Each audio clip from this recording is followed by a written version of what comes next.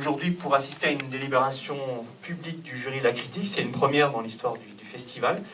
Et c'est une première qui est rendue possible par un partenariat qu'on a mis en place cette année avec le syndicat français de la critique de cinéma, SFCC. Donc plusieurs représentants sont là aujourd'hui. Je vais laisser les personnes se présenter. Et aussi l'association de la luxembourgeoise de la presse cinématographique, présentée par Jean-Pierre Tilgès au bout de la rangée. Voilà.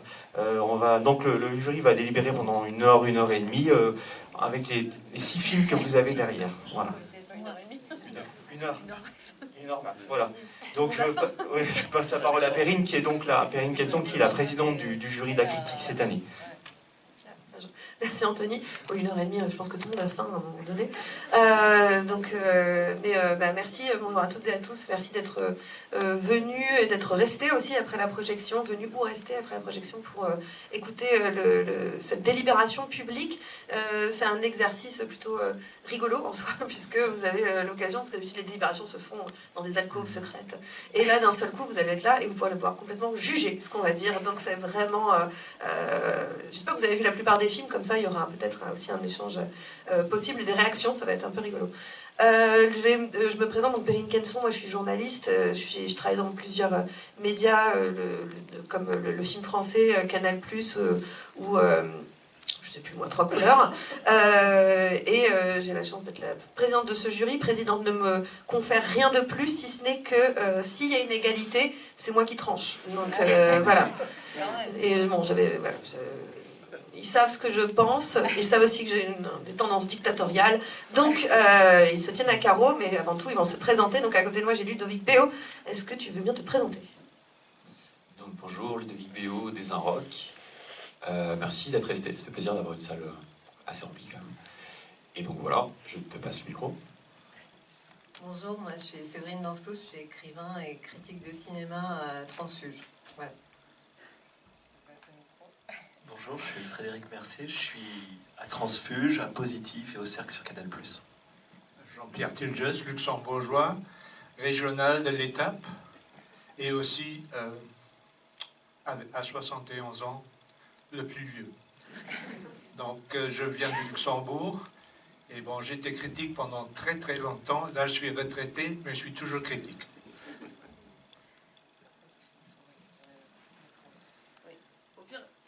Si on arrive à parler assez fort, vous nous entendez ou Oui, ça va. Ça va ouais. Je vais quand même le prendre juste pour le début, mais oui, d'ailleurs aussi, Jean-Pierre nous a dit que lui, contrairement à nous, il était là depuis le début, à Villerupt. Ah oui, moi je suis au festival depuis 1976, première année, et ce matin, ou cette nuit, je me suis rendu compte qu'aucun des membres était né à cette époque-là. Ouais, mais on va débattre quand même. Alors, donc comme il y a 6 films, on va pas pouvoir, pour que ça dure non plus, que ça ne s'étende pas dans le temps plus que ça, on n'a pas pré-délibéré, c'est-à-dire qu'on a fait des choix chacun de notre côté, et en gros, on va plutôt débattre sur 3 films principalement, mais on va parler des 3 autres films évidemment, et on va commencer par ceux-là, qui ne seront pas ceux qui seront soumis au vote entre nous. Mais je pense qu'on peut commencer avec le premier, pardon, excusez-moi, qui est Lettre sicilienne, qui est le premier film que nous avons eu l'occasion de voir. Ce film-là ne sera donc pas récompensé par nous, ça c'est sûr. Mais on peut en débattre ensemble. Est-ce que quelqu'un veut parler un petit peu de Lettre sicilienne? Parce qu'il y en a quand même parmi nous qui ont plutôt bien... qui ont des choses à dire sur Lettre sicilienne, du moins. Moi, c'est un film que j'attendais beaucoup, parce que j'aimais énormément les 2 précédents films de ces 2 réalisateurs qui sont siciliens, qui étaient Soleil Noir et Sicilian Ghost Story. Ce sont des cinéastes qui, film en film, veulent, à mon avis, qui sont soucieux de rendre compte véritablement de la douleur en Sicile à cause des crimes commis par la Camorra. Et c'est-à-dire vraiment avoir une sorte de recension presque intime de ce qui a été produit. Et là, ce que j'aimais tellement dans leurs précédents films, c'est qu'ils y parvenaient par des fulgurances formelles. Il y avait vraiment, leur film était vraiment habité par des idées poétiques, par des idées formelles qui étaient extrêmement puissantes. Et là, j'ai eu l'impression d'un film qui avait, le cul entre 2 chaises. C'est-à-dire d'un côté, une comédie que je trouve plutôt assez réjouissante, notamment dans la première partie du film, dans l'exposition, que je trouve plutôt réussie, joué par un Tony Servino qu'on le connaît, qui est très bon dans... Je trouve qu'il a quelque chose à la fois de Gassman et de Sordi qui me plaît énormément dans le film. On va dire il est roué comme Gassman et il est un peu pleutre comme Sordi. Et en même temps, il y a le polar. Et je trouve que, bizarrement, le film, la greffe ne prend pas entre les deux registres de film. Je pense aussi parfois, ils ont des envies formelles qui ne vont pas également avec le registre de la comédie qu'ils utilisent. Et j'ai l'impression que le film, en fait, court trop d'heures à la fois, sans savoir trop bien ce qu'il fait. Et à la fin, j'ai une grosse déception en tant que spectateur. Je te rejoins un peu sur le côté... c'est pas très, formel, mais cul entre deux chaises du film, en fait, littéralement, puisque notamment, je trouve que particulièrement sur la partie du mafieux lui-même, de la figure jouée par Elio Germano, il y a quelque chose chez lui, à un moment donné, en fait, notamment tous ces allers-retours dans le temps, de nous renvoyer en permanence vers ce passé pour finalement ne rien raconter, ni de la situation, ni de ce qu'il est vraiment. En fait, je trouve que le film nous bombarde d'informations pour finalement pas du tout nous éclairer. En fait, on a l'impression qu'il veut nous surexpliquer les choses, mais finalement, il nous explique rien du tout. Et on est juste bombardé de ces informations qui, au bout du compte, font un film très chargé, très plein, mais trop plein comme un œuf, et ça déborde, en fait. Et il n'y a plus rien qui, au bout d'un moment, qui ressort. Alors que l'idée d'analyser la rhétorique sentimentale, la rhétorique presque amoureuse de cet oncle qui écrit à son neveu, c'est une idée tellement incroyable. Hein. Je veux dire, au cinéma, de pouvoir à un moment donné presque analyser les modalités d'un discours entre deux personnes. Et je trouve que ce n'est qu'une idée qui n'est pas traitée jusqu'au bout dans ce film. La seule idée que moi j'ai aimée dans le film, à part le fait qu'elle montre une mafia que nous, cinéphiles, ne connaissons pas tellement, parce que nous, la mafia, c'est plutôt Coppola. Mais ce que j'ai adoré, c'est l'idée des petites lettres. Je ne savais pas que ça se faisait comme ça, donc c'est ce que moi j'ai aimé dans le film.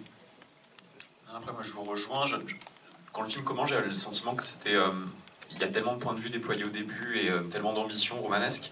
J'ai l'impression que le film avait un désir finalement de faire une série. Je pense que le film aurait été meilleur en série, déployé sur 6 épisodes. Et qu'effectivement, là, autant le début est assez réjouissant, mais c'est un film voilà, qui suit plusieurs pistes et qui va jamais aller au bout. Et qui, comme vous disiez, qui est à la fois extrêmement explicatif et qui reste en même temps extrêmement... ouais, ça reste extrêmement flou, quoi. Et vraiment ce sentiment d'abandonner des personnages. Vous disiez le personnage de sa femme, bon, qui fait un peu toujours la même chose. Moi, je trouve qu'elle fait son rôle, c'est juste de lui faire des blagues et de se foutre de sa gueule. Bon. Mais on l'oublie au bout d'un moment. C'est-à-dire qu'un coup, on la dégage parce que sa fonction, elle n'est plus fonctionnelle. Elle ne sert plus à rien, du coup on va la dégager du récit. Et voilà, du coup le film est extrêmement frustrant, parce qu'à la fois extrêmement rempli, en même temps un sentiment de déception. En même temps, il y a des personnages quand même assez bien écrits et assez drôles, et ça c'est plutôt réjouissant, enfin, c'est plutôt bien mené. Je trouvais ça agréable. Et puis il y a une thématique qui revient beaucoup dans tous les films qu'on a pu voir, nous.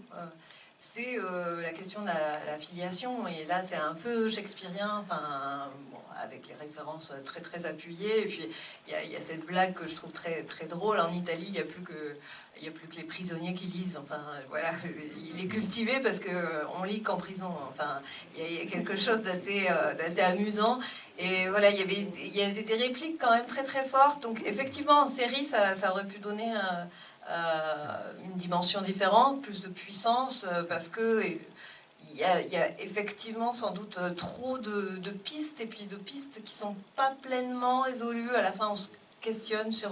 alors, il faut pas tout résoudre nécessairement dans un film, mais là, c'est comme des manques, en fait. Et c'est un peu dommage, parce qu'il est par ailleurs très, très, très réjouissant, avec la merde qui lui tombe, la merde de pigeon qui tombe sur le prisonnier au départ, et puis cette histoire de tout va tomber du ciel, et bon, en aidant un peu le ciel quand même, il y a les dossiers des mafieux qui tombent du ciel. Voilà, c'est assez jouissif. Voilà.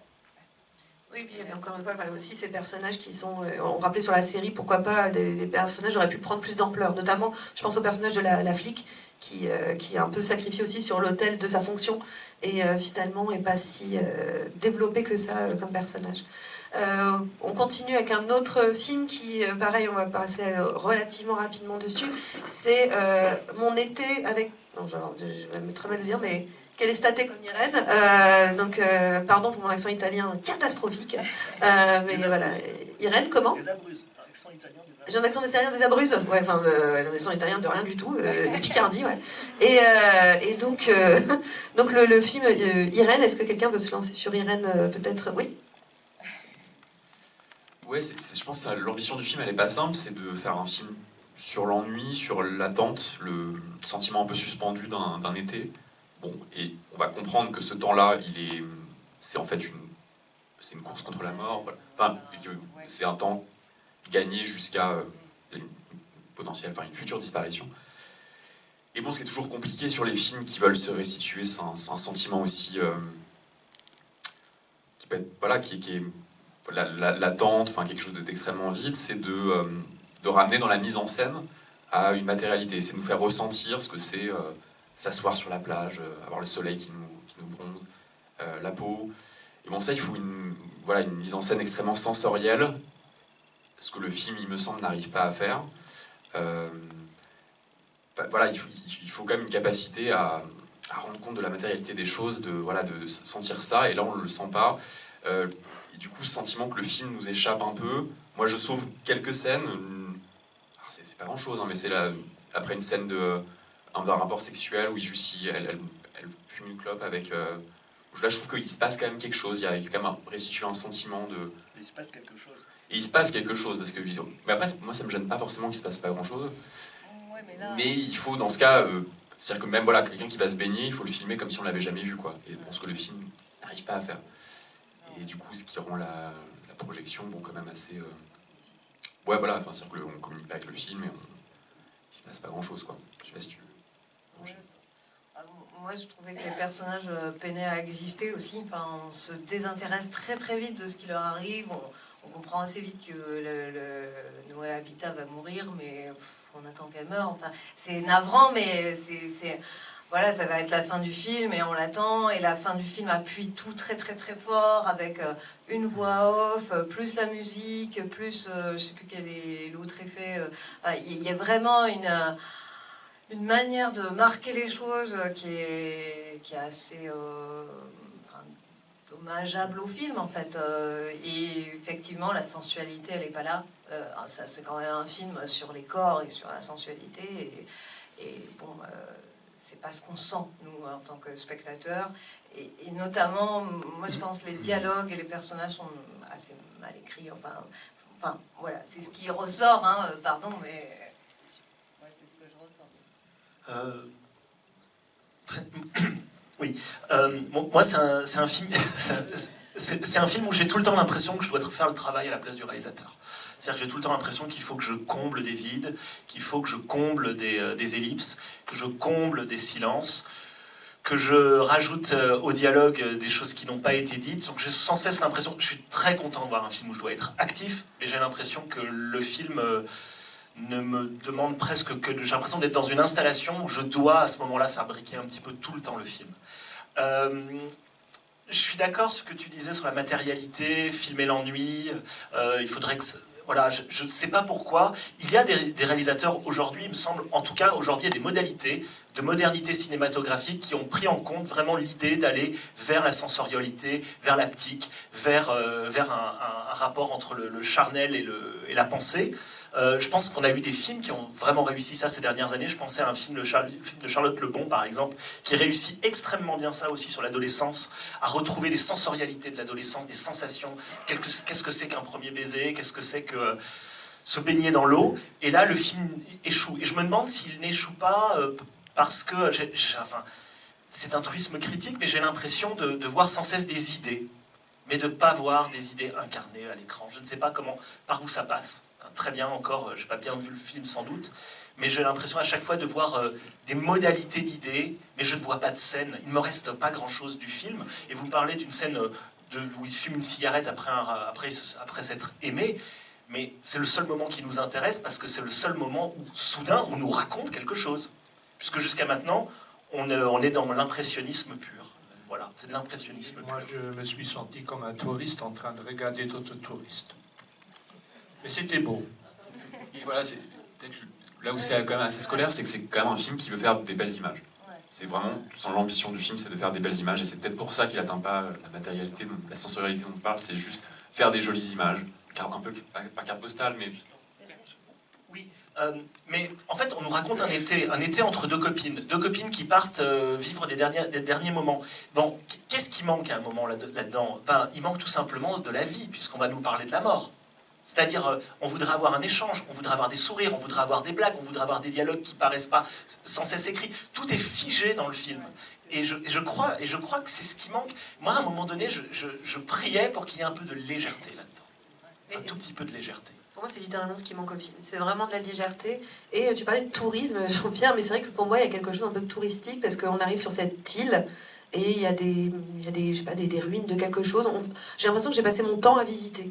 Dans ce film, elles passent leur temps à marcher dans les ruines, dans les caves, dans les machins, enfin, et on passe son temps à visiter. Alors je me suis dit, elle a un très très beau lieu de tournage, enfin il d'ailleurs c'est un réalisateur, il a un très très beau lieu de tournage, c'est magnifique comme endroit, mais c'est pas un spot de pub, et en effet ça manque vraiment de vie. Moi je ne comprends même pas cette relation entre ces deux jeunes filles. Je la comprends même pas, je comprends à peine comment elle se crée, et je comprends à peine comment elle se vit, et je ne comprends même pas ce qui les lie. Et à partir de là, en fait, l'enjeu, même dramatique, de la perte de l'une ne m'atteint même plus, puisqu'en fait, enfin, m'atteint même plus, si, c'est la mort de quelqu'un, mais je veux dire, en soi, je n'ai pas, le drame ne monte pas, et j'ai pas il n'y a rien qui se passe, puisque de toute façon, rien ne se passe à l'écran. Donc à un moment donné, on parlait d'impressionnisme, il y a quelque chose même Enfin, c'est comme une sorte de nature morte, finalement, mais avec des humains. Pas pensé. Moi, je me suis dit que le film avait quelque chose. Je ne sais pas du tout quel autre film ont fait ce réalisateur, mais je me suis dit, est-ce que c'est pas une sorte presque de réflexion ou de devoir un peu scolaire sur ce que serait aujourd'hui le cinéma d'Antonioni? Voilà, vraiment, on est obligé. C'est de la modernité. On est vraiment obligé de penser à l'Aventura, enfin, sur cette île. Parce qu'il s'ennuie. Cette absence, enfin tout ça. Ouais, peut-être. Modernité, donc on s'ennuie. Mais pourquoi pas? On avance avec le dernier film qui ne sera peut-être pas, qui sera pas soumis au vote. C'est le film Le Déluge, qui a été diffusé hier soir. Je me permets de me lancer en premier parce que je suis peut-être celle du groupe qui l'aime le plus. Mais le Déluge. En fait, je trouve que c'est un film qui part avec beaucoup de handicap de départ. C'est-à-dire que le film, déjà, quand on est dans un festival italien, certes, toute l'équipe est italienne, hein, quasiment au niveau de l'équipe technique. Le réalisateur est italien. Les fonds sont aussi italiens et français, mais comme pas mal de films d'ailleurs. Mais au bout du compte, c'est en français, avec des acteurs français très très identifiés. Et on nous parle d'un sujet pas si simple, en fait, qui est quand même pas si simple, mais en même temps, on a l'impression très vu et revu, qui est la mort de Marie-Antoinette et Louis XVI, mais alors quelques temps avant leur mort, finalement, ces derniers instants. Et donc je me suis dit, bon, ben, où va-t-on avec ça et avec un Guillaume Canet très très grimé quand même, hein, très très très grimé, avec un pompidou et une face très très élargie. Il faut le savoir que c'est lui, hein, au moment où on le voit arriver. Donc je me dis, mais qu'est-ce qu'on fait? Est-ce qu'on est dans une sorte de sketch, en fait? Qu'est-ce qu'on est en train de nous raconter? Et je trouve que le film, en permanence, on parlait de dialogue tout à l'heure, mais moi j'ai passé mon temps à dialoguer avec le film. Le film, à un moment donné, me rejetait.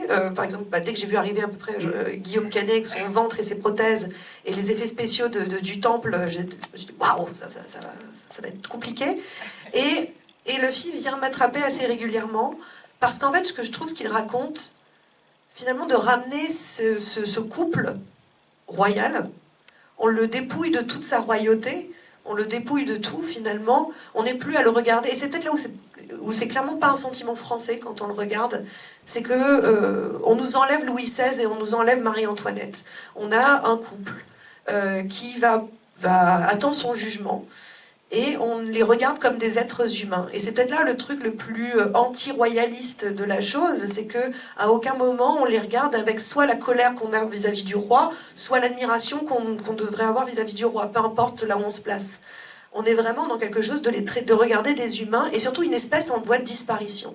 Si vous regardez en permanence le film, les films comme des animaux en cage. Le premier truc, c'est le cordon sanitaire où ils sont au milieu et on les regarde et on les observe vivre comme dans une sorte de diorama où on pourrait les observer comme ça.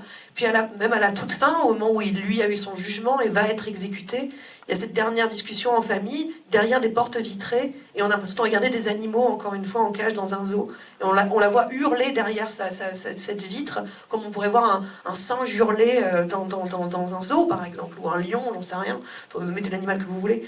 Mais ce que je veux dire, c'est que je trouve que cette manière de les filmer, cette manière de les raconter, pour le coup assez originale, m'a plutôt plu. Il y a plusieurs choses qui ne me conviennent pas dans le film, notamment au niveau des dialogues à certains moments, mais il y a des moments de vraie grande réussite, et formelle, et je trouve, d'idées de mise en scène, et de manière de mettre en scène ces personnages, et même de dialogue, notamment, on en avait parlé, enfin je vous laisserai la parole bien sûr, mais le dialogue avec le bourreau à la fin, son dialogue avec le bourreau, le dernier dialogue du roi qui dit qu'est-ce qui va m'arriver demain, et je trouve que là on ne peut pas être plus humain que ça, à ce moment-là, de dire un homme qui sait qu'il va mourir et il demande à savoir comment va arriver ce jour, et son rapport à la mort, lui qui pensait être éternel et divin.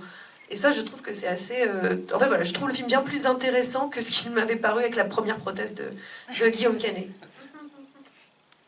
Ouais, je trouve le film à la fois très antipathique, assez malhonnête par plein de trucs historiques, mais qui m'intéresse énormément. Je trouve que, voilà, comme tu dis, le film stimule en permanence.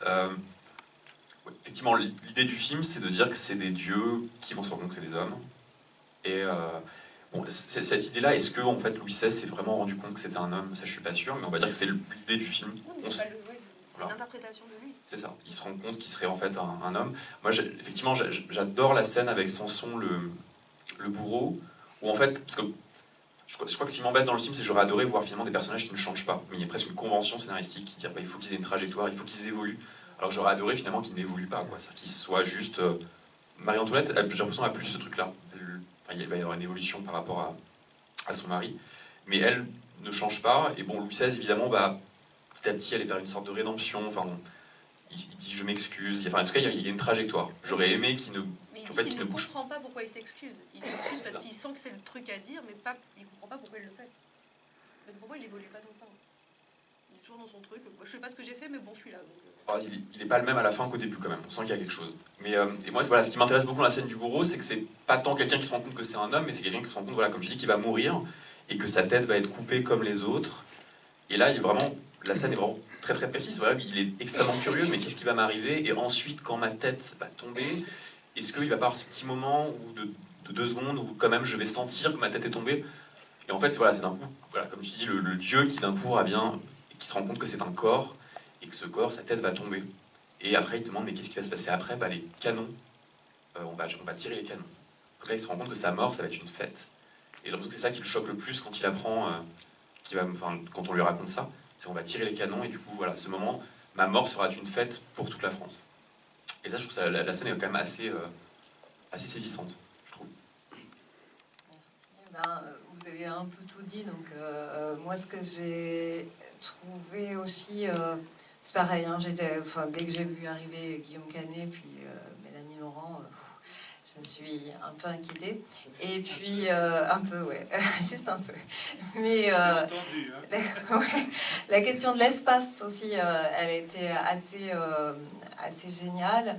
Et notamment derrière les cordons, quand ils sont encore dans une forme de palais, enfin, ce qui peut encore être identifié comme un palais, même s'ils n'ont plus vraiment de quoi dormir, ni rien, mais ils sont encore vêtus. Alors, bon, le côté... on les habille un peu comme le début des Liaisons dangereuses de Stephen Frears. Bon, je me suis dit, c'est too much. Et en même temps, il y avait des choses assez belles, voilà, sur l'espace, sur le vide, qui me faisaient penser un peu à du Visconti. Et donc, je me suis dit, il y a quand même quelque chose. Et c'est vrai qu'il y a tout le temps ce trajet où le film nous surprend, nous intéresse, nous stimule, oui, sans doute. Et puis des moments atroces, enfin, encore une fois, de dialogue, d'écriture, donc, qui posent problème parce que les dialogues entre Marie-Antoinette et Louis XVI, moi en tout cas j'y crois pas, je les trouve pas bien menés, pas bien composés. Enfin, contre la vérité historique en plus, enfin à mon sens en tout cas, de ce que j'en sais. Et puis la scène avec le bourreau, elle est géniale jusqu'au moment où il va citer Lavoisier et tout ça. Enfin voilà, où il prend ses références. Là aussi, j'y crois moyennement, mais il y a quand même des très belles choses, et notamment quand un homme flatte le chien et dit voilà, le roi aimait bien mon chien. Enfin, le roi, voilà, il est cet humain quand même qui reste malgré tout.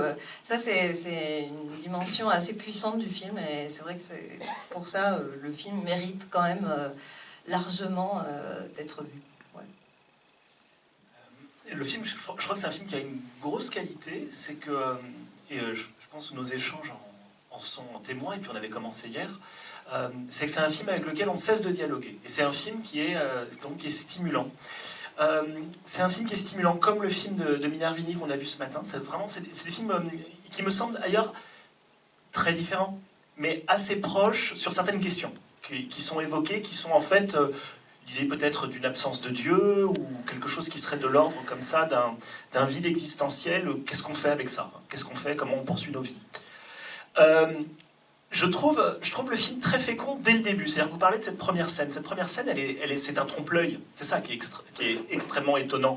Et en fait, on est agressé par cette scène, et on va devoir se positionner.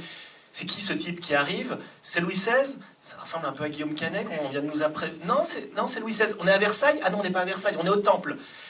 Ok. Où est-ce que je me situe? Comment je regarde ces personnages? Comment je les apprends? Moi, le républicain patenté de père en fils que je suis, me dit je vais être en train de pleurer sur Louis XVI pendant 2 heures. Je ne sais pas si j'en ai envie. Je suis désolé, hein, c'est la culture familiale. Me rendre compte qu'il est humain, bon, très bien. Oui, je le sais.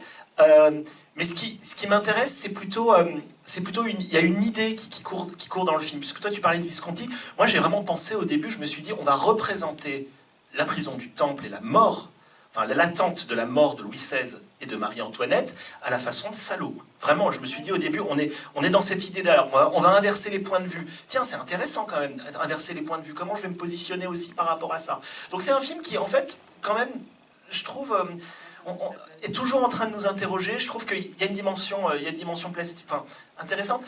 Après, mon problème avec le film, et c'est quelque chose dont tu parlais à propos des dialogues, c'est... J'ai tout le temps cette impression avec ce film. Pour moi, c'est pas tellement du cinéma, c'est beaucoup du théâtre. C'est beaucoup du théâtre. Et je trouve même que le dispositif même, le rapport au décor, l'absence de découpage du film dans l'ensemble, j'ai l'impression de voir un assemblage de scènes de théâtre avec des grandes idées un peu abstraites exprimées par ces scènes-là. Et ce qui fait qu'au bout du compte, c'est pas trop le cinéma que j'aime. Voilà. Oui, moi j'ai été choqué, honnêtement, en tant que non-français, choqué par l'apparition de Guillaume Canet. Moi je me suis dit tout de suite, ils auraient pu prendre Depardieu aussi. Au moins pas besoin de grimer. Par contre, ce qui m'a dérangé, peut-être, c'est le regard italien sur l'histoire française. Et je crois qu'aussi le problème des dialogues, c'est aussi parce qu'ils ont été traduits de l'italien vers le français. Donc c'est peut-être de là d'où vient le problème du film. Mais bon, la scène du bourreau, j'ai beaucoup aimé. Et à part ça, non, je ne vais jamais le revoir. En sortant de la salle, on l'avait senti. Donc je pense qu'il faut avancer sur les prochains films qui sont plutôt soumis à des échanges un peu plus... voilà. Parce que ce sera soumis au vote, ces 3 seront soumis au vote, donc je vous le dis. On va commencer peut-être par parce que ça commence pareil. Commencer Comencini, hop, avec le film... Et pourquoi j'ai pas envie de me lancer en italien? Il tempo c'è... No? Il tempo che ci vuole. C'est Primo la Vita. C'est bien, Prima la Vita. Prima la Vita, c'est plus facile pour moi. Donc le film de Francesca Comencini. Est-ce que peut-être Frédéric, tu veux te lancer sur le film de Francesca Comencini? Oui, Alors, moi j'aime beaucoup le film, voilà. J'aime beaucoup le film parce que, d'abord, je me dis, on passe notre temps à voir des biopics. Hein, on en regarde en ce moment, on vient d'avoir En ce moment, il y en a Aznavour. Enfin, on est sans cesse comme ça, abreuvé de biopics insatisfaisants, on peut le dire, hein, à tel point qu'on se dit à chaque fois... Pourquoi vous ne regardez pas des films de Milos Forman, bordel de merde, puisque tout est là-dedans. Mais on voit pas, voilà. Et soudain, je vois une femme qui parle d'une figure publique qu'on connaît, Luigi Comencini, célèbre cinéaste italien, et je me dis, bah voilà quelqu'un qui m'offre en tout cas un angle sur Comencini, une façon de regarder Comencini, une façon de l'appréhender, une façon qui est immédiatement prise en compte par la fiction, c'est-à-dire évidemment on voit qu'on est dans le regard d'une fille sur son père, on voit bien que Comencini n'est pas cet homme-là, mais qu'elle le regarde comme ça, et c'est une façon pour nous d'aller vers cet homme. L'idée que je trouve très forte, parce que je la trouve inédite, en fait, je la trouve unique, c'est à un moment donné d'isoler totalement cette relation. C'est-à-dire qu'il n'y a personne d'autre dans cette histoire. Il n'y a pas les sœurs, il n'y a pas la mère, il n'y a pas les femmes de Comencini, il n'y a pas les techniciens de studio avec lesquels il a travaillé, les collaborateurs, les cinéastes italiens.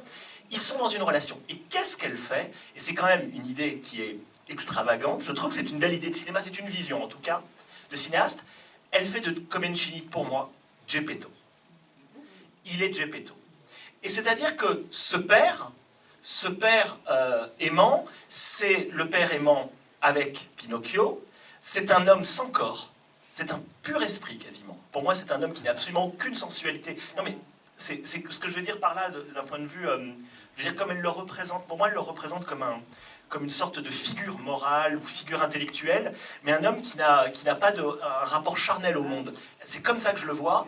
Elle en fait Geppetto, elle est Pinocchio dans cette histoire, et raconter sa vie en étant Pinocchio dans les yeux de Geppetto, je trouve que c'est une très belle idée pour raviver, à travers ses souvenirs d'enfance, le rapport qu'elle a avec son père. À un moment donné, c'est pas, je ne vais pas vous raconter qui était mon père, c'est qu'est-ce qu'était mon sentiment par rapport à mon père aux différentes étapes de ma vie.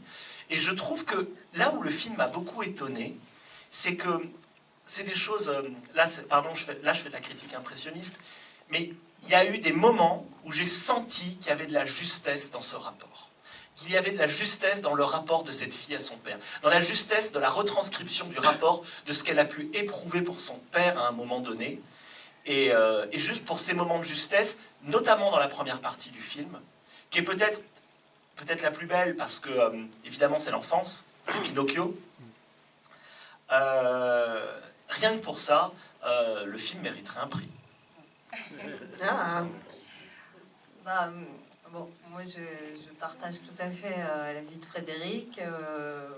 Personnellement, c'est mon grand coup de cœur. Je ne sais pas si on a le droit de le dire dès maintenant.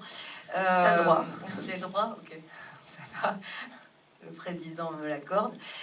Donc effectivement, c'est un film aussi qui parle de cinéma, mais qui en parle avec la magie d'un regard d'enfant. C'est très juste ce que tu disais sur la manière, enfin c'est un point de vue, et elle assume complètement ce point de vue en effaçant toute la famille autour, hein. Elle existe, elle, par rapport à son père. Ça c'est très très beau, et que ça passe par Pinocchio, qui est en plus... dès l'histoire de Collodi, Pinocchio, c'est la relation entre un père et son fils, et c'est comment est-ce qu'on devient père, d'une certaine façon, et c'est le fils qui fait le père, et là, comme dans le judaïsme, et là, c'est la fille qui fait le père, enfin, c'est la fille qui rattrape cette relation, c'est la fille qui se fait avaler par la baleine. Enfin, il y a plusieurs fois ces liens, enfin, qui va rechercher son père ou qui le laisse s'envoler vers la baleine aussi. Il y a ces moments qui sont absolument magiques, et chaque fois ça passe par le cinéma. Ça s'appelle quand même Prima la vita, alors que c'est ce qu'il dit, voilà, d'abord la vie, après le cinéma. Et en fait, on sent que le cinéma, c'est la vie, enfin, c'est ce qui fait la vie. Le film est extrêmement émouvant, enfin, voilà, moi j'ai pleuré. Et aussi parce qu'on passe par cette image de Brigitte Helm dans l'Atlantide de Pabst, comment il dit qu'il a réussi à s'évader, à exister grâce au cinéma, à quitter le fait d'être un enfant immigré en France et tout ça, et que c'est le cinéma qui a permis ça. Et elle, on sent qu'elle est sauvée. Alors elle est sauvée par son père, c'est lui qui va la chercher au cœur de la baleine, enfin, d'une certaine façon, hein, qui est la drogue. Et ça, c'est très très beau. Il y a ces plans zénithaux avec, qui ensuite passent à une espèce de raccord sur le dessin et la gueule de la baleine. Et voilà, où est le monstre? Qu'est-ce que c'est que le monstre? Est-ce que c'est d'une certaine façon aussi le père, peut-être, ce qui nous effraie en lui? Enfin, il y a des choses très très très très fortes dans ce film et extrêmement maîtrisé en termes de mise en scène. Il est fabuleux. Enfin voilà. Bon. Enfin, moi, j'étais émue du début à la fin. J'ai trouvé très accompli, très très une grande réussite. Voilà. Donc voilà. Tu as aimé, non? Ouais, j'ai bien aimé. Moi, j'ai un peu refroidir l'ambiance. La bagarre. Moi, j'ai le sentiment que quand on doit écrire sur soi et sur les gens qu'on aime, il faut que ce soit guidé par de l'amour, mais de la cruauté aussi. Bon, et le film, évidemment, n'a pas de cruauté. Bon, Si, il y en a. sur lui, non. Si, Lui est un homme absolument parfait, qui est qui est d'une moralité parfaite, qui est quelqu'un d'extraordinaire, qui travaille bien. C'est-à-dire que sur les tournages, évidemment, on se rend compte qu'il y a un tournage et ça dérange les figurants. Le premier assistant réalisateur veut virer les gens, il dit non, tu te rends compte, c'est nous qui dérangeons. Non, t'es dur. À un moment donné, il dit à sa fille, un père qui dit ça à sa fille, je veux pas voir ton film. Enfin, non, ça m'intéresse pas, tu t'intéresses qu'à toi. Est-ce que c'est trop douloureux pour lui? C'est trop douloureux pour lui de revoir, voilà. Mais après, moi, à un moment, du coup, je passe outre. Je me dis, ok, ça va être l'ambition du film, c'est de montrer, voilà, le fantasme qu'a une fille pour son père, et le montrer, voilà, comme un être absolument parfait. Le souci, c'est le film, c'est comment c'est, du coup, la vie d'abord. Et moi, j'ai le sentiment que c'est un film donc la vie d'abord et après le cinéma. Et j'ai l'impression que c'est un film qui aime pas tant la vie que ça, puisque dès qu'il filme le réel, il va toujours le reconfigurer, le montrer pas dans ce qui peut être le plus proche du réel, mais toujours le reconfigurer, le recomposer. Et donc c'est ces scènes à Paris, pour le coup d'Italie je peux pas en parler, enfin à Rome je peux en parler, mais de montrer du coup voilà c'est ce Paris de musée avec ses quais. Donc c'est fascinant parce que le film te dit sans arrêt qu'il faut aimer le réel, mais le montre d'une manière toujours détournée, qu'il aime peut-être pas tant que ça. Et en fait je me suis dit que finalement le projet du film il est expliqué par Luigi Comencini, c'est le cinéma en fait il faut s'évader. Le cinéma ça sert à s'évader.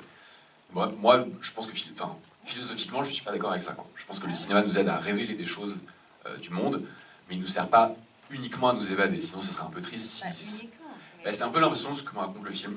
Après, moi, il y a un truc que je trouve quand même assez beau. Tu vois bien, par exemple, on connaît la filmographie de Comencini. Enfin, il y a quelques films.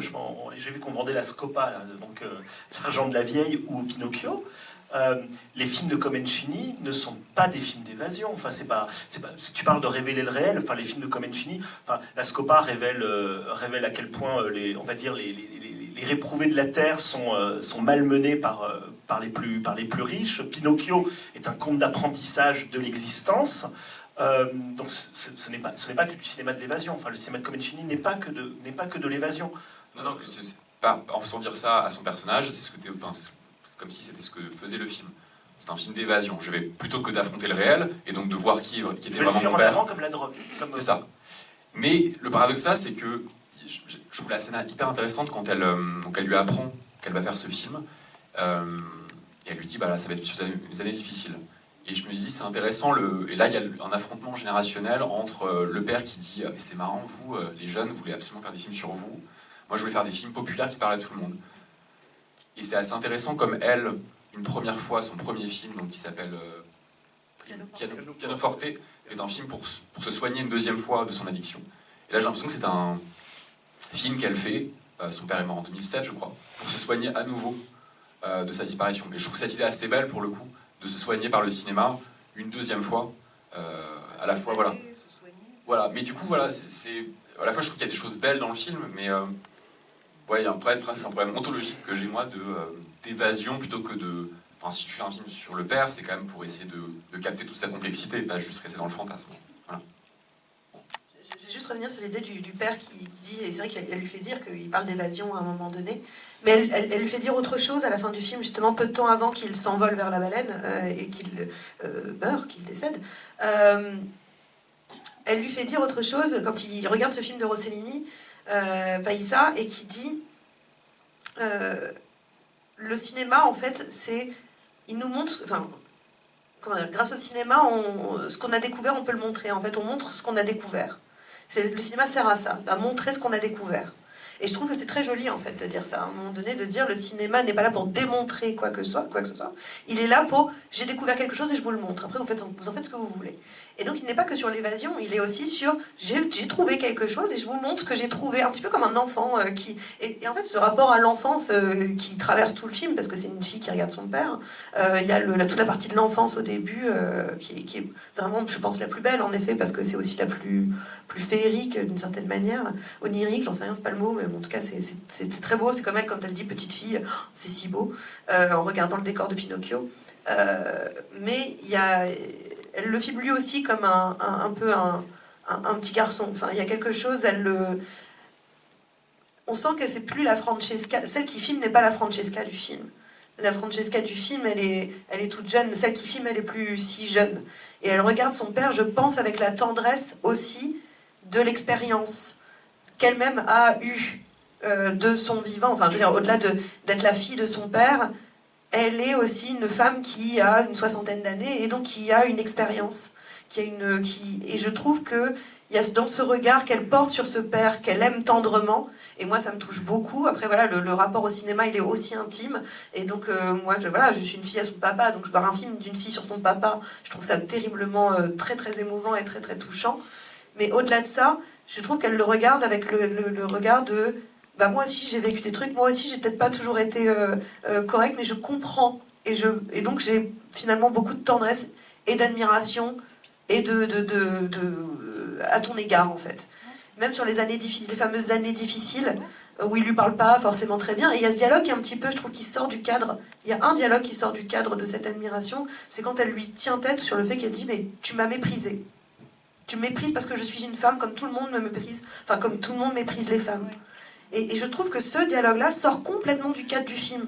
Il n'a rien à voir avec le reste du film. Mais à un moment donné, tu vois, tu parlais de cruauté, bah là je trouve que c'est le tacle qu'elle lui fait.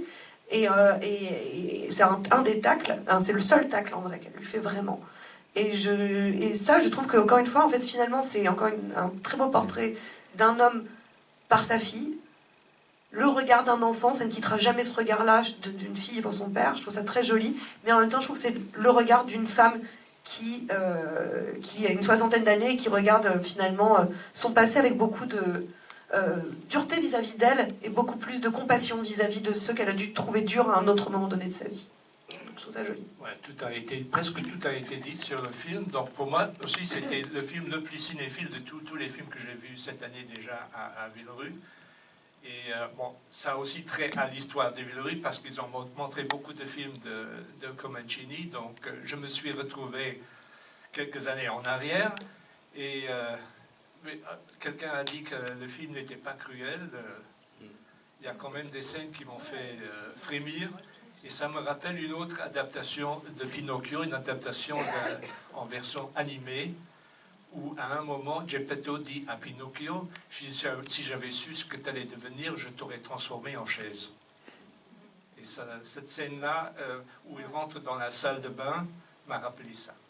À part ça, c'était un de mes 2 films favoris du festival. Il y a cette scène qui est quand même très très cruelle, où il lui dit, elle répond, tu es une merde, enfin je suis une merde et tout ça, et lui-même il lui dit, mais quel échec, et, enfin, ok, il est face à...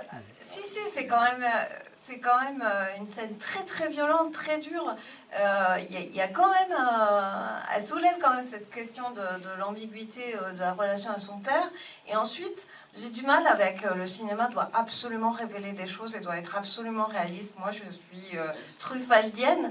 Et d'accord, mais doit révéler des choses. Elle révèle des choses, là, quand même. Et je suis assez truffaldienne dans le sens où Truffaut disait... si la vie suffisait, on ne ferait pas du cinéma.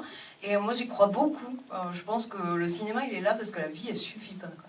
Et voilà. Bah non, mais il faut révéler ce qu'on ne voit pas dans le réel. C'est ce qu'elle Ah bah, Non, c'est ce là, qu'elle fait. elle se raconte un mensonge, mais pourquoi pas? Ça peut être le cinéma, un mensonge qui dit la vérité, mais là pour le coup c'est juste un mensonge quoi. C'est pas un mensonge, c'est sa vision. Là tu dis Ouais, sur, c'est tu vois, sa vision, sur du le mensonge. moment où je suis vu, où elle lui dit, elle se dit elle-même je suis une merde. 2 temps de la scène, il lui dit, il lui raconte ses échecs. Oui. Et il est extrêmement calme, il dit voilà, tu vas vivre toute la vie des échecs. 2e temps, je vais plus jamais te lâcher. C'est Et une je vais mise en te. scène.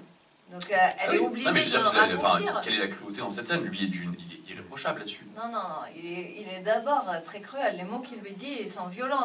C'est des mots qui restent Moi, après je suis dans... qu'un homme qui a fait que des échecs, qui a appris après. Non, il lui dit, tu es un échec aussi, hein, quand même. Et ça, c'est... Ouais, quel échec presque, j'aurais jamais dû te faire. Enfin, presque, j'aurais dû te transformer en chaise. Pour moi, la vision vraiment qu'elle a de Geppetto, de son père, pardon, c'est vraiment la vision d'une figure morale exemplaire. Mais cette figure morale et l'exemplaire, elle est problématisée par le film. C'est-à-dire qu'à un moment donné, tu es face à cet homme, je disais sans corps. C'est vraiment comme ça que je crois qu'elle le voit, il est sans corps. Eh bien, comment à un moment donné je peux toucher, être vu, me singulariser, exister, grandir dans le regard de cet homme qui n'est qu'une sorte de pure figure morale, autoritaire, extrêmement séduisante, hein, évidemment, charismatique.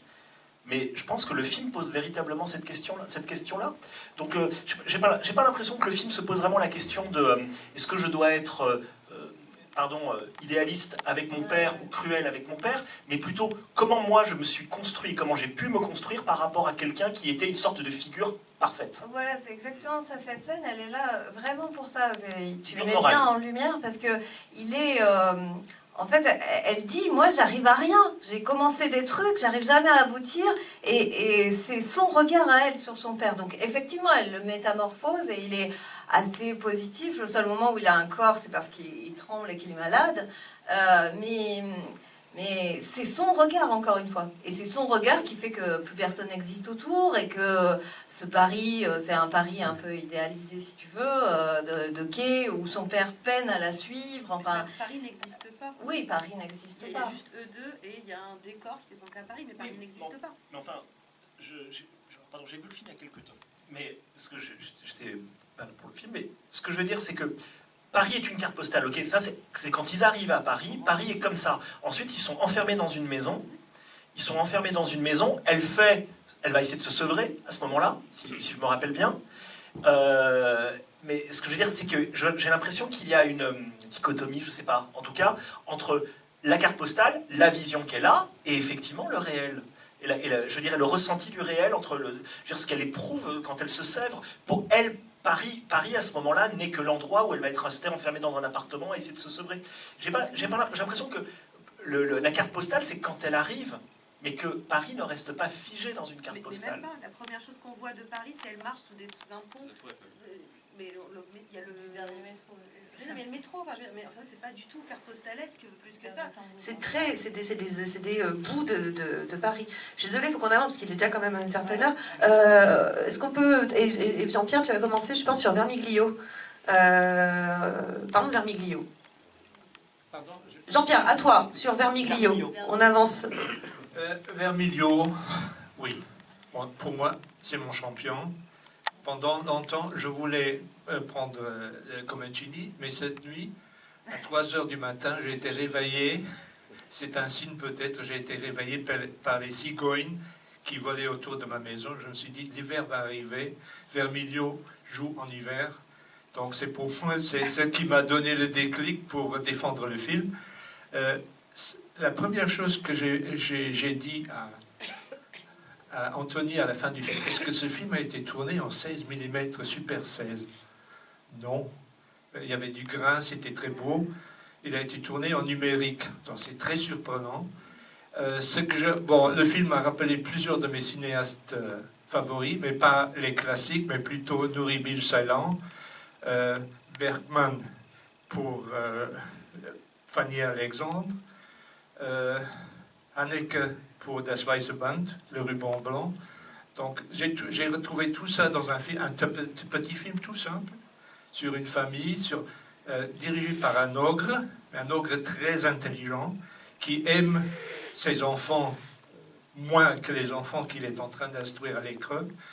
Un film joué pratiquement que par des acteurs non professionnels, ce qui m'a beaucoup impressionné. Un film en dialecte, donc on revient à L'Arbre au sabot.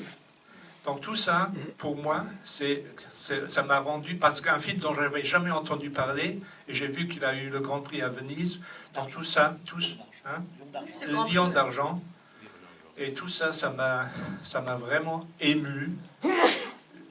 Pour toutes les références que le film a, pour moi, en tant que cinéphile, plutôt que critique, comme vous autres Parisiens, universitaires, qui parlez tout le temps de films d'horreur. Mais là, c'était pas un film d'horreur, c'était magnifique. Donc c'est tout ce que j'ai à dire pour le film, qui pour moi, c'est la Palme d'Or. C'est sa palme. La Mais Palme d'Or, c'est... Comment? Amilcar. L'Amilcar. L'Amilcar. Voilà. Mais moi, je te suis sur le... En fait, les références, maintenant que tu les dis, je les vois. Moi, le film j'ai eu la chance de le voir il y a quelques temps et d'avoir la chance de le revoir là. Et en fait, c'est un film, je suis contente de parler rapidement après toi et de laisser la place aux autres parce que même si ça fait longtemps que je l'ai vu, j'arrive toujours pas tout à fait à formuler ce qu'il provoque chez moi. Mais tout ce que je sais, c'est que ce qu'il provoque, c'est une instantanée, une immense fascination. Je suis complètement attrapée par cette histoire, attrapée par ces personnages, attrapée par cette famille. En fait, j'ai beaucoup pensé à un autre film, si on doit parler de référence. Je suis pas sûre que ce soit une référence film du tout, puisque le film est très récent. Mais ça m'a fait penser à un autre film que vous avez vu, je sais, à Villerue, ici, il n'y a pas longtemps, qui s'appelle Interdit aux chiens et aux Italiens, qui était un film d'animation. Et je pense énormément à ce film-là en regardant Vermiglio, parce qu'il y a toute la première partie d'Interdit aux chiens et aux Italiens qui se passe dans les montagnes italiennes, de familles nombreuses, où la mort rôde, enfin voilà, elle est là, toute proche tout le temps, que ce soit la maladie, la guerre, la pauvreté, peu importe, elle rôde. Mais il y a cette famille au cœur, cette famille qui doit malgré tout survivre, cette famille qui a un instinct de survie, un instinct d'aller de l'avant. Et c'est cruel parfois, enfin, ces morts d'enfants sont assez terribles. Je sais pas comment dire, je sais pas quel regard Maura Del Pero pose sur ces personnages, mais c'est pas un regard d'éthologue, elle est pas en train de les observer comme des petits animaux qu'on scruterait en cage. Elle a énormément de tendresse, c'est un film rude, c'est un film âpre à plein d'endroits, mais qui nous englobe dans quelque chose de tendre, Elle a beaucoup d'amour et beaucoup de respect pour ses personnages. C'est assez beau, en fait. C'est assez beau. Moi, cette scène où cette jeune fille qui immédiatement tombe amoureuse de ce soldat qui a fui la guerre, elle le regarde avec beaucoup d'amour. Déjà, parce que ça pourrait être la seule chose nouvelle du coin, quand même, hein, faut pas se mentir. Et en plus, il est quand même pas mal. Elle le regarde avec beaucoup de tendresse. Et tout se passe sans aucun dialogue. Elle le regarde, il la regarde. Ça prend un petit temps d'échange de regards. Elle l'embrasse, fini. Et là, moi, je me suis dit, mais c'est sublime. C'est là où j'ai vu, c'est ce moment du film où je me suis dit, ça, c'est sublime. Et il y a un moment, le moment de leur séparation, c'est marrant parce que c'est vraiment les deux moments qui se répondent. Le moment de la séparation où il repart en Sicile pour soi-disant revenir. Bon, bah non. Mais soi-disant revenir, et ils sont tous les deux en train de se parler. Le plan est très très proche d'eux, de leurs deux visages. Et là, on entend Attilio, il faut y aller. Et là, la charrette se met en avant. Et la caméra suit la charrette comme arrachée à cette jeune fille. Elle est arrachée. Et en fait, le film n'est jamais démonstratif, ne cherche pas, n'est jamais tape à l'œil. Comme on parlait d'Irène tout à l'heure, qui cherche à être tape à l'œil, je trouve, à plein d'endroits. Là, il n'est jamais tape à l'œil, mais tout le temps, il a des fulgurances et des idées de mise en scène permanentes. C'est sublime, en fait. C'est sublime. J'ai pas d'autres mots. Je suis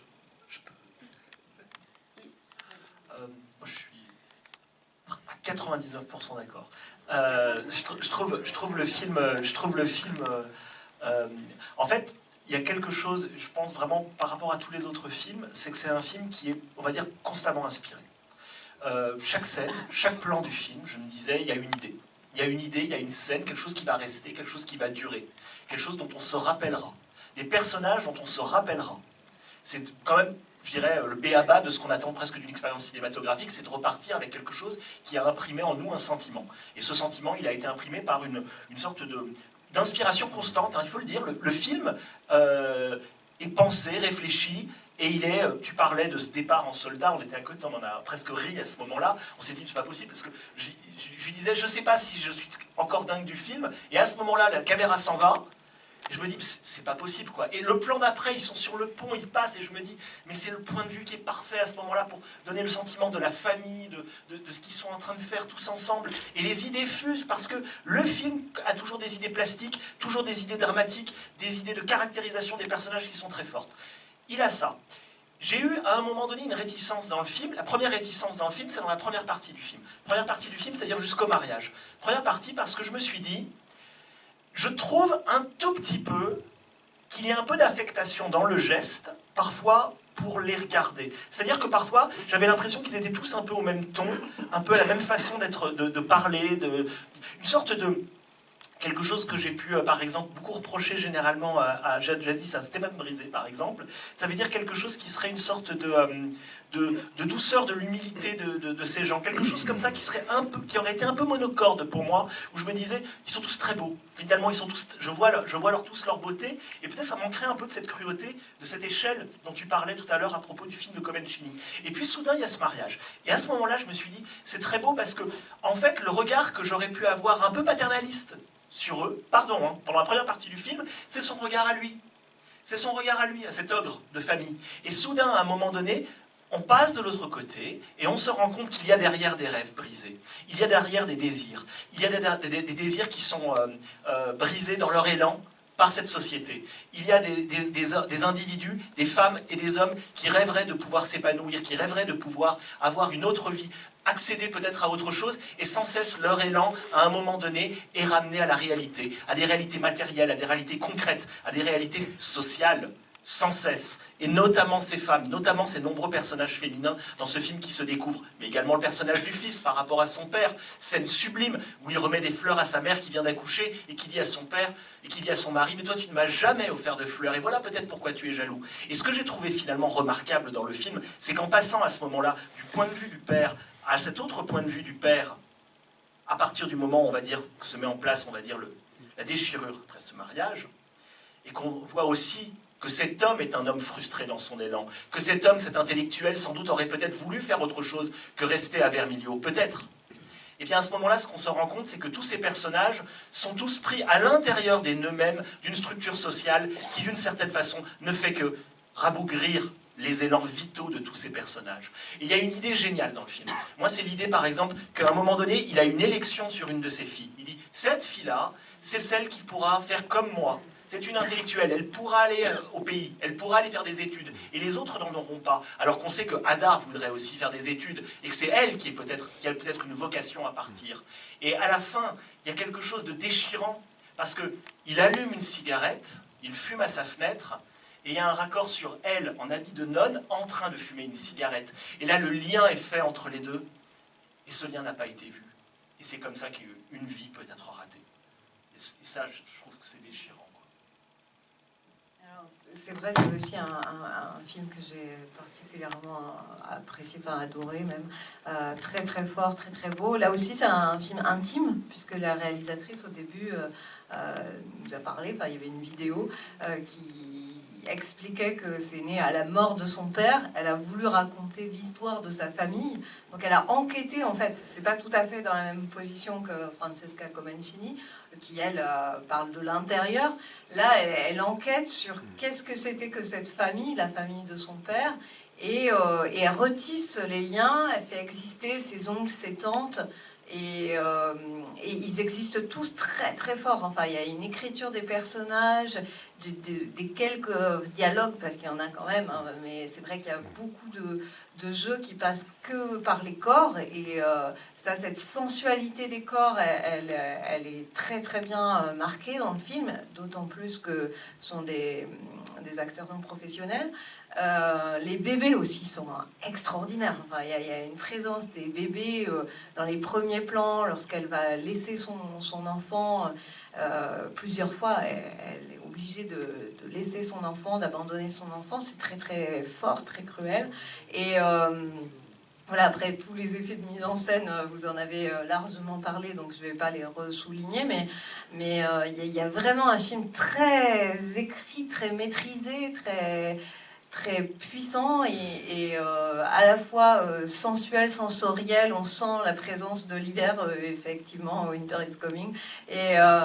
Et moi, j'ai pensé à Padre Padrone au début, avec la figure de l'instituteur, là, et puis après, effectivement, l'arbre au sabot. Et il y a aussi une manière de bien donner quand même le point de vue, notamment dans la deuxième partie plutôt, le point de vue des femmes. Et ces femmes qui, il n'y avait pas d'avortement possible, de pilule, et donc dès lors qu'elles avaient un rapport sexuel, hop, elles enfantaient, et c'est une espèce de malédiction d'être femme, enfin malédiction, c'est pas vécu comme ça, c'est pas montré comme ça, mais il y a une espèce d'idée là, de tout le temps avoir un enfant puis un autre, qui est vraiment l'incarnation des femmes à cette époque-là, dans cette situation. Voilà, ça c'est assez fort, ce que le film réussit à montrer très très bien, enfin, je trouve aussi. Voilà, c'est un très beau film. Ouais, je vous rejoins, je trouve le film sublime. On parlait tout à l'heure sur l'estate con Hélène. Sentiment de quand on si on parlait de l'ennui, qu'il faut que l'impression qu'on n'ait jamais vu ça, vraiment à chaque scène j'avais l'impression d'avoir jamais vu ça au cinéma. C'est-à-dire qu'une scène de baiser, une scène de mariage m'est apparue pour la première fois. Et évidemment c'est une inventivité folle. C'est vraiment un film qui fait travailler son spectateur. C'est-à-dire que c'est un film au départ où, comme tu dis, ce qui a peut-être généré un peu ton malaise, les personnages sont tous au même niveau au départ. Il n'y a pas vraiment un personnage qui se détache. On ne comprend pas exactement qui est qui. Il y a quand même beaucoup d'enfants. Unité familiale, en fait. Unité. Et effectivement, petit à petit, on va apprendre à les connaître, à les découvrir. C'est hallucinant comment, en une scène, par exemple, l'enfant le plus âgé est rattrapé, cette scène comme des fleurs, je sais plus qui en parlait, en une scène, alors que c'est un personnage qu'on n'a pas vu. Mais on se dit, en fait, c'est juste nous qui l'avons pas rencontré, mais en fait, il était là. Il était là dans le cadre, et c'est juste nous qui n'avons pas fait attention à lui, comme le père, en gros. Et donc, ouais, je trouve le film d'une intelligence et effectivement, un film extrêmement âpre, mais en même temps d'une douceur infinie, qui regarde toujours ses personnages avec énormément d'intelligence et qui toujours de contrepoint essayer de les comprendre. Et effectivement, c'est un film sur des vies ratées, mais j'ai aussi l'impression de comment, face à l'âpreté comme ça, de cette condition humaine, la difficulté, on s'élève un temps donné. Et ça dure pas longtemps, ça peut être la musique pour le père, l'enseignement, l'amour pour la fille, peut-être la religion, on ne sait pas trop si c'est... Mais voilà, comment un temps donné, et même si ça peut pas marcher, ça sera pas éternel, on s'élève un peu notre condition humaine et on attrape quelque chose, alors du divin, voilà, et ça c'est magnifique dans le film, quoi. Mais je pense que vraiment le film, je pense c'est pour ça qu'il émeut autant, c'est qu'il chope quelque chose de la condition humaine, de l'expérience humaine, dans son universalité, quoi. La photo est sublime. Et en plus, la photo est sublime. On va juste avancer parce qu'il fallait commencer vraiment le temps file, les zouzous. Donc ça serait bien qu'on termine avec Les Damnés, puisque bon, je termine avec lui, c'est le dernier film qu'on a vu, on l'a vu juste avant. Donc est-ce que quelqu'un veut se lancer sur les Damnés? Ouais, tu veux. Ouais, c'est un film que j'avais vu en mai, que j'avais beaucoup aimé, et j'avais oublié à quel point le film était radical. Vraiment, effectivement, une des grilles de lecture du film, ça pourrait se dire qu'est-ce que le film n'est pas. Voilà, le film de guerre, c'est un genre extrêmement codifié. On pourrait se dire qu'est-ce que le film n'est pas. Et là, c'est passionnant, quoi. C'est-à-dire que c'est un film où le film de guerre est un film assourdissant, bruyant. Là, ça chuchote. Le film de guerre, on va parler de patriotisme, évidemment, on va parler de courage. Bon, évidemment, c'est pas du tout ça. Donc, c'est un film vraiment de soustraction totale. On va tout soustraire. Et je pense pas que ce soit juste un geste. On va soustraire tout pour ne garder qu'une chose, qui est qu'est-ce que la guerre? C'est attendre, c'est manger, c'est se poser la question de pourquoi on est là. Et là, le film, je pense qu'il n'est pas tant la guerre est absurde, parce que chacun y va pour des raisons. Voilà, il y a quelqu'un qui dit diverses, il y a quelqu'un qui y va parce qu'il dit ouais, c'est un métier comme un autre. Et je pense cette soustraction totale qui, évidemment, n'est pas très satisfaisante. On disait, est-ce que c'est un film, on se demandait avec Frédéric, est-ce que c'est un film satisfaisant? Non, pas du tout, c'est un film extrêmement insatisfaisant, un film extrêmement déceptif qui joue avec ça. Mais c'est ramené à, du coup, peut-être que la guerre est dans ce que ça a de plus pur, quoi. Donc un geste extrêmement abstrait de On tient une position, on attend. L'ennemi, évidemment, est invisible, c'est-à-dire que ça sera toujours une figure abstraite. La scène de fusillade, enfin, de gunfight, est illisible. On ne comprend pas ce qui se passe, parce qu'eux-mêmes ne savent même pas ce qu'ils font, en fait. Et je crois que j'ai jamais vu ça, quand même, la guerre filmée comme ça. Bon, il y a des films, voilà, on va dire plus psychologiques, la guerre au Vietnam, qui racontait, voilà, ce que c'est l'absurdité, mais arriver à ce niveau-là d'épuration, je suis pas sûr de l'avoir tant vu que ça au cinéma. Et c'est pour ça que je trouve que c'est un film extrêmement marquant.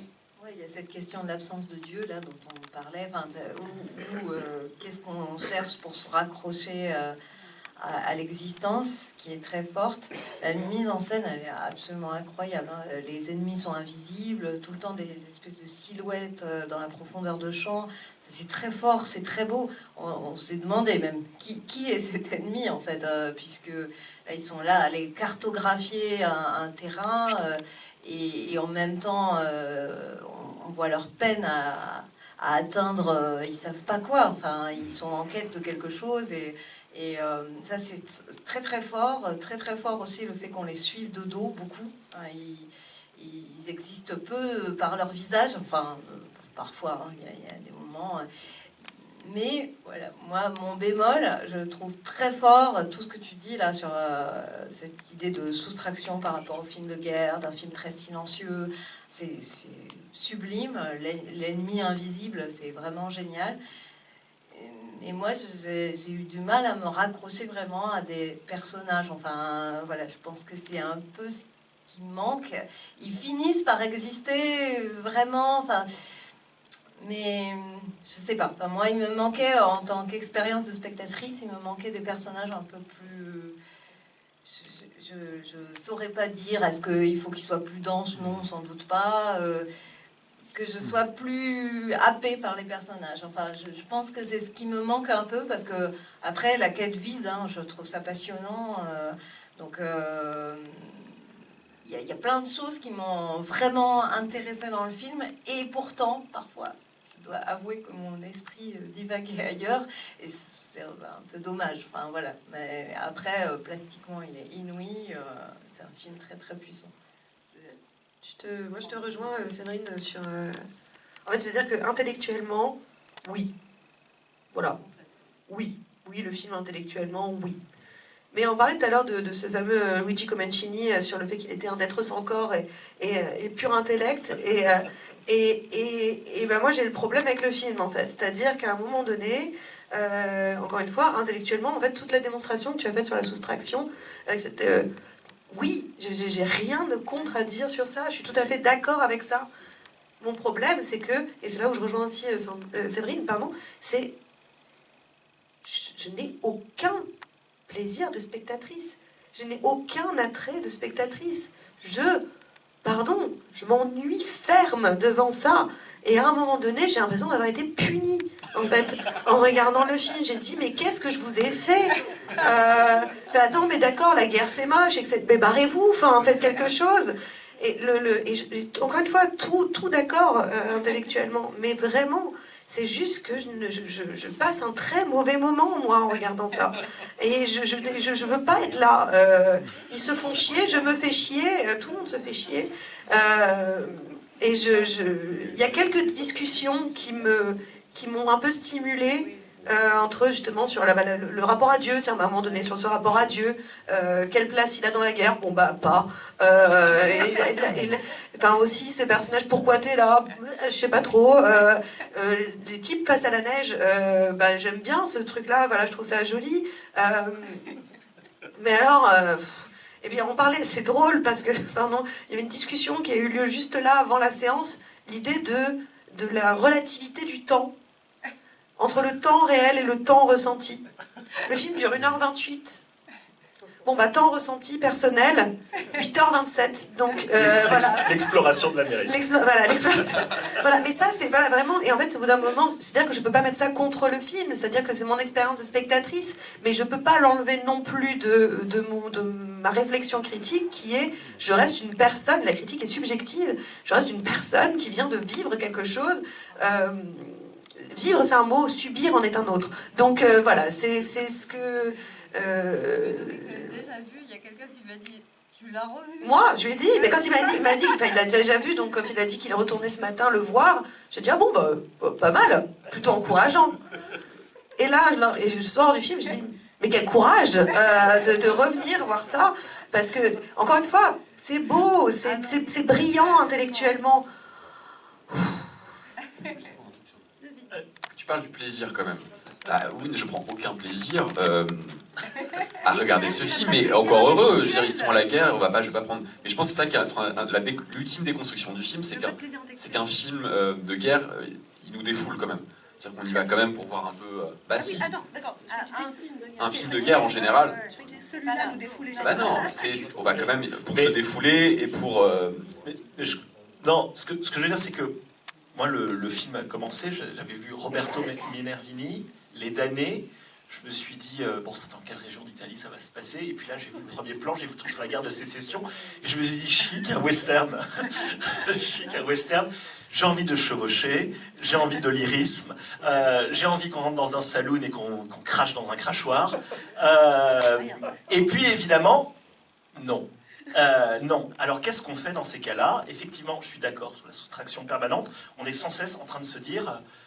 qu'est-ce qu'on fait à la place? Qu'est-ce qu'il a choisi de faire? Parce que, je parlais de films de guerre, moi c'est surtout vraiment au western que j'ai pensé, et il me semble que pour amener des choses vraiment dans l'histoire du cinéma, il y a eu déjà depuis une vingtaine d'années, puisqu'on parlait d'un cinéma, on va dire, qui à un moment donné se pose la question du rapport intime des personnages sensoriels à un paysage, à la frontière, c'est-à-dire à l'inconnu. On a déjà eu des films qui ont fait ça dans les années 2000, notamment Kelly Reichardt avec La Dernière Piste, auquel on pense pas mal durant ce film aussi, et qui me semblait extrêmement radical déjà sur cette question-là. Et donc, à un moment donné, je me dis, qu'est-ce qu'on peut faire le plus? Alors, qu'est-ce qu'il fait le plus? Esthétiquement, il a une idée qui est très forte, qui est l'idée que c'est pas qu'il n'y a pas de profondeur de champ, c'est qu'il n'y a qu'une profondeur de champ, mais celle-là, elle est uniformément floue, à peu près dans le film. Encore qu'il faudrait parler des variations. Donc ça veut dire que la frontière est un inconnu, l'ennemi est un inconnu, même si c'est notre frère, puisque c'est la guerre de sécession, ce sont des confédérés, si je comprends bien. Donc on est dans ce rapport-là. Mais là où je rejoins un peu mes copines, c'est que je trouve le film extrêmement réfléchi, effectivement. La question que je me pose à la fin, indépendamment de la question du plaisir, tu as raison sur la déconstruction. C'est un autre western. Il me semble que ces questions-là ont déjà été un peu réglées par le western. Elles ont déjà été réglées dans l'histoire. Je parle de Kelly Reichardt, mais Stuart Cooper a fait des films là. Enfin, tu vois, il y a des westerns. Le western ne meurt pas, contrairement à ce qu'on dit, et il ressuscite, et à chaque fois, il prend en charge et en compte les questions du cinéma et de la modernité cinématographique. C'est-à-dire, en fait, où on en est par rapport à ces questions-là, qui est une question qui nous intéresse, parce que moi, je me suis posé des questions par rapport à aujourd'hui dans le film. C'est-à-dire, je me suis dit, à un moment donné, c'est quoi d'aller dans un pays inconnu? C'est quoi d'avancer dans un territoire qu'on ne connaît pas? C'est quoi d'aller faire la guerre à des gens, finalement, qui sont peut-être nos frères, nos semblables? C'est quoi d'avoir des positions politiques, physiques, métaphysiques, pour, à un moment donné, essayer de donner du sens à un métier, en fait, comme dit l'autre. C'est mon métier.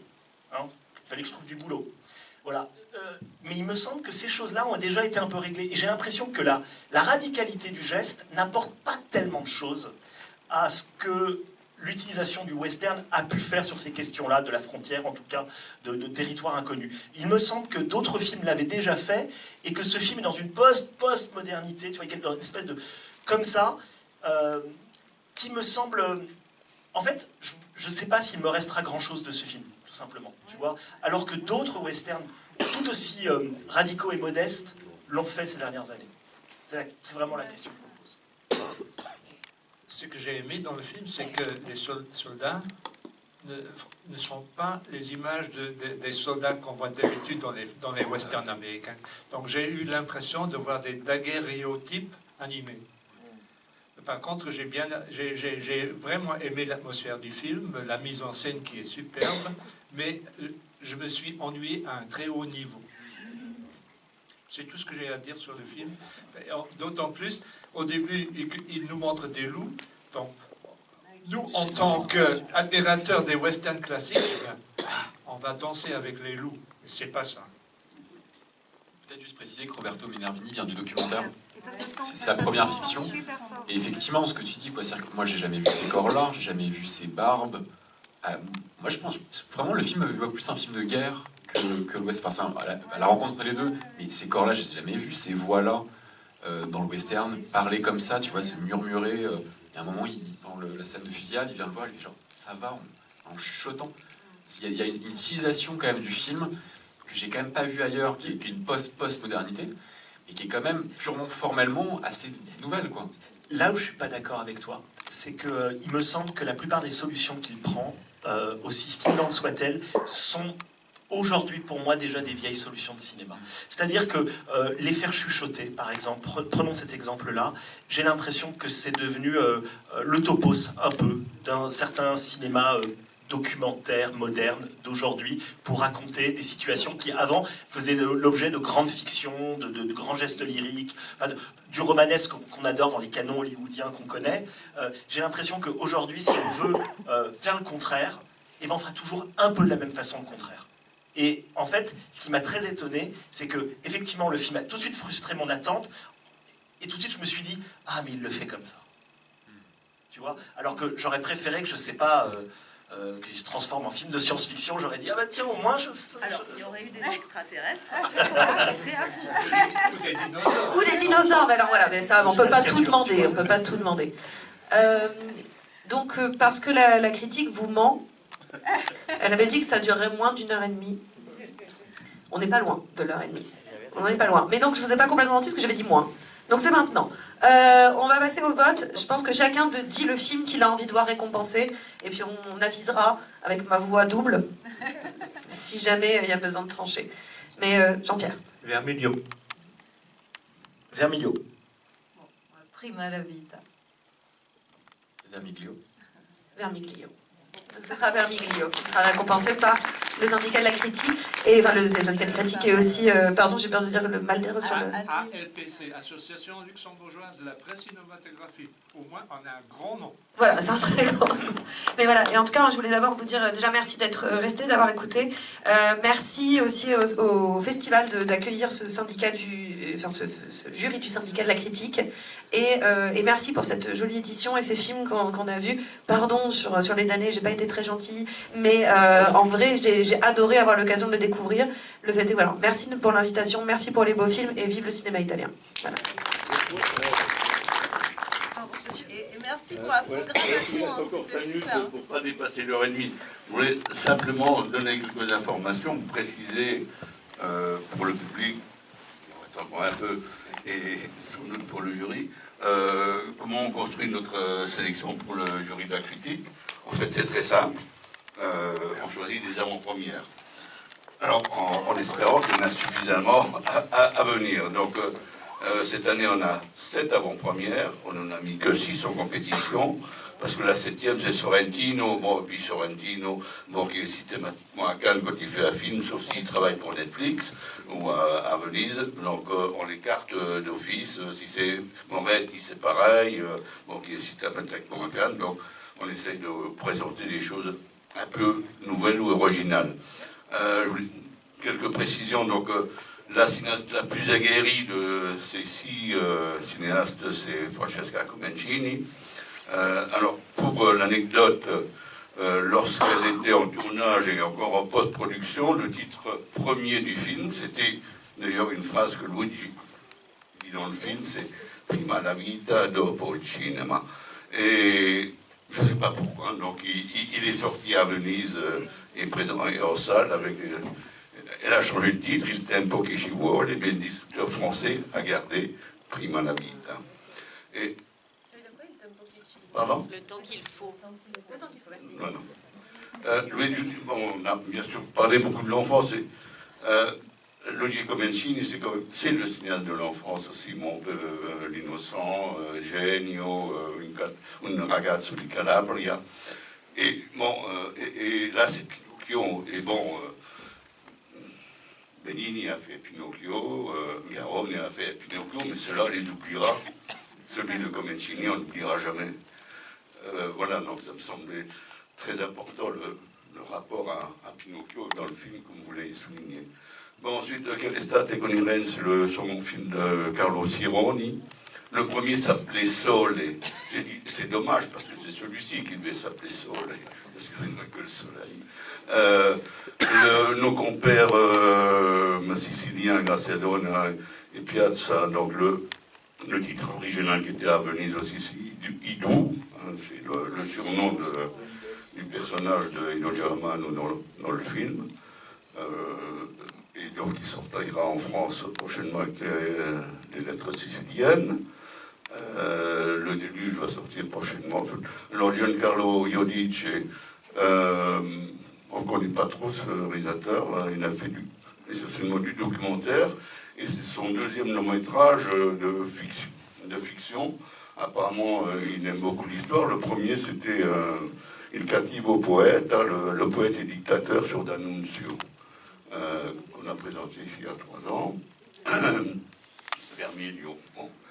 Le second film de Mauro Del Pero, donc je ne sais pas, vous tenez peut-être de maternelle. Effectivement, j'ai beaucoup aimé la marque. Elle, vraiment, elle a beaucoup d'amour avec ses acteurs, ses actrices surtout. Voilà. Et puis Ida Nati, Roberto, c'est surtout un documentariste. C'est son premier film de fiction. Bon, il est installé au Texas depuis de nombreuses années. Et oui, pour reprendre une expression de Gianni Amelio à propos de son dernier film qui s'appelle Campo di Battaglia, qui était à Venise et qu'on présentera en fait festival, il disait « Ce n'est pas un film de guerre, c'est un film sur la guerre ». La nuance. Merci.